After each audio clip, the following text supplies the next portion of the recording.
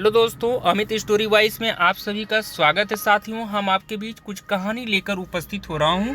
मुझे उम्मीद है कि कहानी में आप लास्ट तक बने रहेंगे और कहानी का भरपूर आनंद लेंगे। जैसा कि साथियों, हम पिछले वीडियो में भी महाभारत से रिलेटेड कहानियां लेकर ही उपस्थित रहा आपके बीच, और इस वीडियो में भी, इस नए वीडियो में भी हम महाभारत से रिलेटेड ही कहानी लेकर आपके बीच उपस्थित हो रहा हूँ। अब मुझे उम्मीद है कि आप कहानी में लास्ट तक बने रहेंगे और कहानी का आनंद लेंगे। साथियों, कहानी में आगे बढ़ने से पहले आप सभी साथियों से आग्रह है, चैनल पे यदि आप नए हो तो सब्सक्राइब करना नहीं भूलिएगा। साथियों, बेल आइकन को जरूर प्रेस करिएगा ताकि हम आपके बीच ऐसे ही महाभारत से रिलेटेड कहानियां लेकर के उपस्थित रहता रहूँगा, जिससे आप कहानी का भरपूर आनंद लेते रहेंगे। तो चलिए हम कहानी में आगे बढ़ते हैं, आपके बीच चर्चा करते हैं। साथियों, जैसा कि महाभारत में वो कौन सी मछली थी जिस पर निशाना लगा अर्जुन ने जीता था द्रौपदी का स्वयंवर, आमतौर पर खाई नहीं जाती है।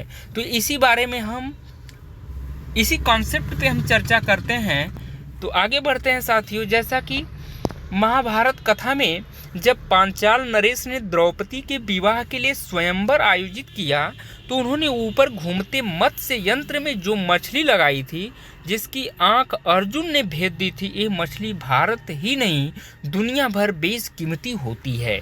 जैसा कि साथियों, किस मछली पर लगाया गया था निशाना, तो आप कहानी में बने रहें लास्ट तक, हम इस पे विस्तृत चर्चा आपके बीच करते हैं।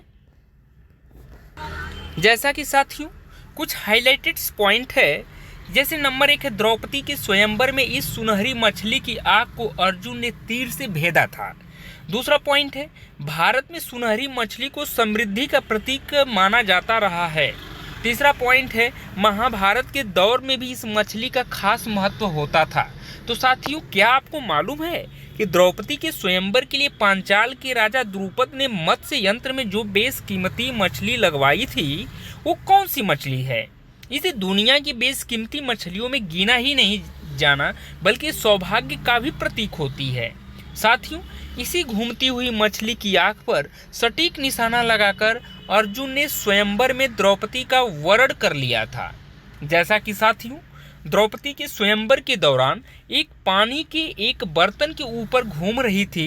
प्रतियोगियों को नीचे पानी में मछली के प्रतिबिंब को देखकर निशाना लगाना था।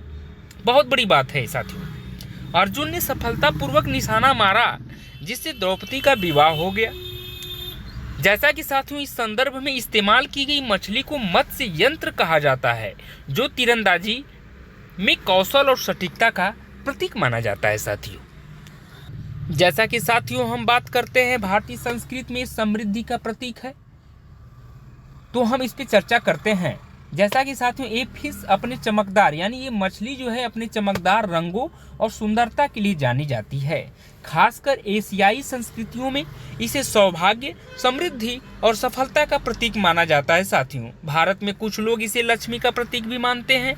महाभारत में इस मछली को सुनहरी मछली कहा गया है, यानी गोल्डन फिश। वैसे भारतीय मिथोलॉजी में गोल्डन फिश का खास महत्व है। साथियों, तो क्या खास महत्व है, चलिए आगे बढ़ते हैं, कहानी के माध्यम से हमें पता चल जाएगा। जैसा कि साथियों, ये लाखों रुपए में बिकती है मछली, यानी गोल्डन मछली को दुनिया में खास और बेशकीमती मछलियों में गिना जाता है। इसकी कुछ खास और दुर्लभ किस्मों की कीमत लाखों डॉलर तक हो सकती है। जैसा कि भारत में ये मछली अपनी खासियतों के अनुसार हजारों से लेकर लाखों तक बिकती है। साथियों, इसे स्वयंवर में क्यों चुना गया, इसके बारे में जानकारी लेते हैं। तो साथियों, द्रौपदी के स्वयंवर के लिए गोल्डन मछली को कौशल और सटीकता के कारण चुना गया था। मछली की आंख, जो लक्ष्य थी, को पानी के बर्तन के ऊपर रखा गया था, जिसमें प्रतिभागियों को इसके प्रतिबिंब के आधार पर सावधानी पूर्वक निशाना लगाना था। इस मछली की आंख काफी छोटी होती है। साथियों, फिर हम बात करते हैं कि पौराणिक कथाओं में इसका महत्व क्या है, ये भी हम जान लेते हैं कहानी के माध्यम से। जैसा कि साथियों, गोल्डन मछली भारतीय पौराणिक कथाओं में खास महत्व रखती है। उसको अक्सर दैवी सुरक्षा और मार्गदर्शन से जोड़ा जाता है। विष्णु का मत्स्य अवतार सुनहरी मछली ही बताई जाती है। साथियों, मत्स्य को प्रथम मनुष्य मनु को एक बड़ी बाढ़ से बचाने के लिए जाना जाता है, जिसने उनकी नाव को सुरक्षित स्थान पर पहुंचाया था।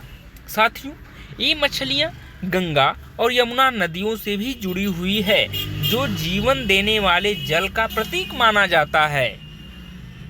साथियों, अभी आप कहानी में बने रहें अंत तक, आपको बहुत ही कहानी से प्रेरणा मिलेगी। जैसा कि हम बात करते हैं चीनी संस्कृति में इसे क्यों तवज्जो दी गई, इस मछली को, चलिए इस पे भी हम चर्चा करते हैं। जैसा कि साथियों, चीनी संस्कृति में सुनहरी मछली बहुतायत और उर्वरता का प्रतीक मानी गई। सुनहरी मछली की जोड़ी, यानी जिसे अक्सर कार्प के रूप में दर्शाया जाता है, तो सुनहरी मछली की जोड़ी खुशी और समृद्धि का प्रतिनिधित्व करती है, जिसका उपयोग अक्सर शादी समारोहों में जोड़ों को एक साथ फलदायी जीवन की कामना करने के लिए किया जाता है। साथियों, कई लोक कथाओं में गोल्डन मछली के बारे में कहानियां हैं जो उन लोगों की इच्छाएं पूरी करती है जो इसके जीवन को बचाते आए हैं। तो फिर हम साथियों बात करते हैं लक्ष्मी की प्रतीक, यानी ये भी एक कॉन्सेप्ट है, इस पे भी हम चर्चा करते हैं कि लक्ष्मी की प्रतीक क्या है।